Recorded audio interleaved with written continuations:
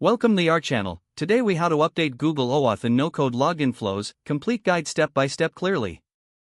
To update Google OAuth in your no-code login flows, start by accessing your no-code platform's dashboard. Locate the project or application where you want to update the OAuth settings. Look for the authentication or login settings within the platform. Identify the existing Google OAuth configuration.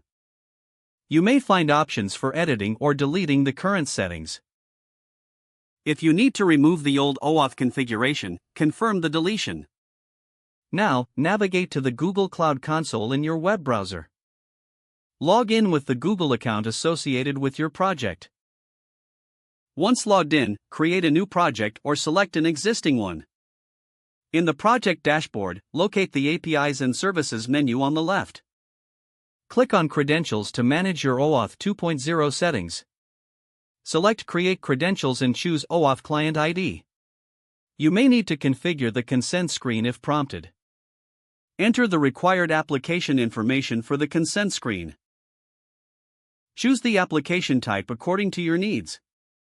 Typically, this will be web application.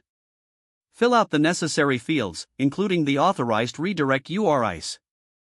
After completing the form, click on Create to generate your credentials. Once created, you will receive a client ID and client secret.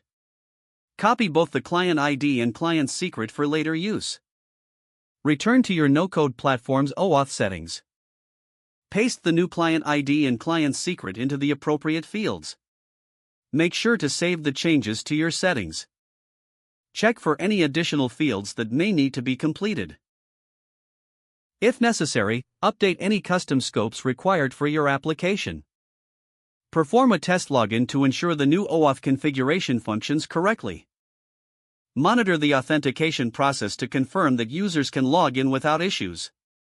Lastly, consider documenting the changes made for future reference. If the page does not load, refresh the browser or try again in a private or incognito window. Make sure you are using the correct email address. Don't forget to like this video and subscribe to our channel for more step-by-step tech guides.